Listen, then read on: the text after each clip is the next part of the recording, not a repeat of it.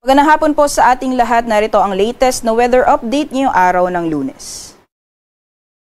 Mga kababayan, kung napapansin po natin, mas naging madalas yung mga pag-ulan na naranasan, lalong-lalo na po sa may western sections ng Luzon at Visayas.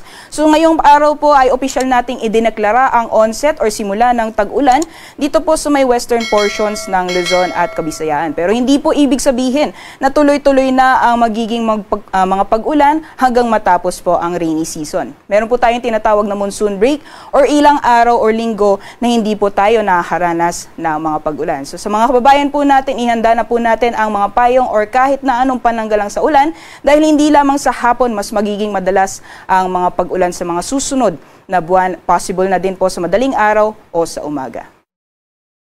Dako ko tayo sa magiging lagay ng panahon ngayong araw. Sa ngayon po ay patuloy pa rin ang epekto ng hanging habagat or southwest monsoon. At kung makikita po natin dito sa ating latest satellite animation, itong mga kulapan ay nakaka-apekto pa rin sa malaking bahagi ng Luzon.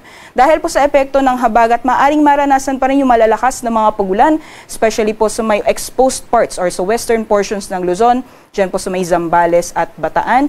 Pati na po yung mga karatig na probinsya at rehiyon ng Ilocos Region, Cordillera Administrative Region ng Central Luzon. Pati na po dito sa Metro Manila, possible pa rin po yung cloudy conditions at paminsan-minsan makakaranas po tayo ng mga kalat-kalat mga pagulan, pagkidlat at pagkulog. For the rest of Luzon naman po, partly cloudy to cloudy skies po inaasahan natin at kung may mga pagulan man ay dulot po ito ng mga isolated na thunderstorms na mas madalas po sa hapon. And for Visayas and Mindanao naman po, generally fair weather pa rin po ina-expect po natin hanggang bukas at kung may mga pagulan man ay panandalian lamang po ito dulot ng mga localized na thunderstorms. As of 5 p.m. po, dahil sa patuloy na pag-iral ng habagat ay inaasahan pa rin po natin ang 50 to 100 millimeters na mga pag-ulan sa areas po ng Zambales at Bataan. So yung mga areas po na highlighted or colored nitong yellow ay ibig sabihin po nito ay posible pa rin yung tuloy-tuloy mga pag-ulan na posible po magdulot ng mga pagbaha, pati na rin po yung pagguho ng lupa. So doble ingat po yung mga kababayan natin dyan, lalong-lalo na dahil nakarang araw ay tuloy-tuloy po yung mga pag-ulan na nararanasan natin. Samantalang bukas naman po sa magiging lagay ng panahon dito sa Luzon, nakikita po natin magpapatuloy pa rin yung mga pag-ulan dala ng epekto ng hanging habagat dyan po sa may areas ng Zambales, pati na rin po sa may Bataan. And for mga karatig na probinsya naman po at ng rehiyon sa Ilocos Region, maaring maranasan pa rin po yung cloudy conditions sa Central Luzon.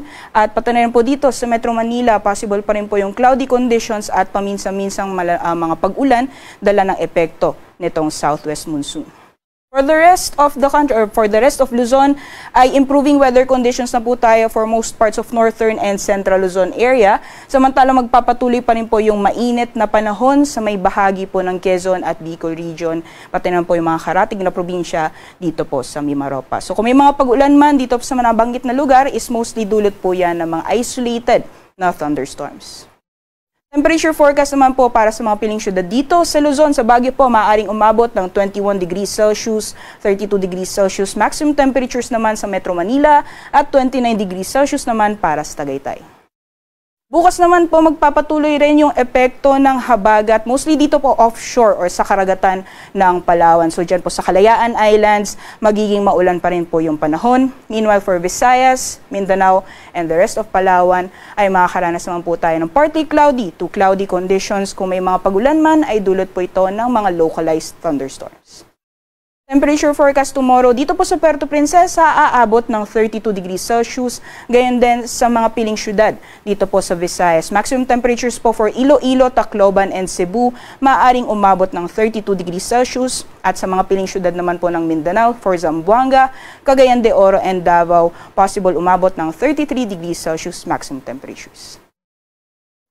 Samantalang sa kalagayan po ng ating karagatan, wala po tayong babala sa matataas na mga pag-alon or gale warning, kaya malaya pa rin po makakalayag ang ating mga kababayan ngayong araw. Iba yung pag-iingat lamang po sa mga planong pumalaot sa mga dagat baybayin ng extreme northern Luzon, possible pong maranasan ang katamtaman hanggang sa maalon na karagatan. Samantala sa mga susunod na araw, expected pa rin po natin na magpapatuloy ang epekto ng habagat although hihina na po or mas mababawasan yung mga pag-ulan dala ng southwest monsoon. So starting Wednesday hanggang Friday dito po sa Luzon ay improving weather conditions na po tayo, especially po sa may northern Luzon at dito rin po sa Metro Manila. Samantalang sa Legazpi naman po magpapatuloy pa rin ang mainit na panahon hanggang sa darating na Biyernes. Temperature forecast naman po para sa mga piling syudad dito po sa Luzon for Metro Manila, pati na rin po sa Legazpi, maaaring umabot po ng 25 or maglaro mula 25 hanggang 33 degrees Celsius. For Baguio City naman nasa 16 to 22 degrees Celsius. For Visayas and Mindanao, generally fair weather pa rin po tayo hanggang sa darating na Biyernes or Friday at asahan lang po natin yung mga biglaan or sudden rain showers or thunderstorms, especially pagdating po sa hapon o sa gabi.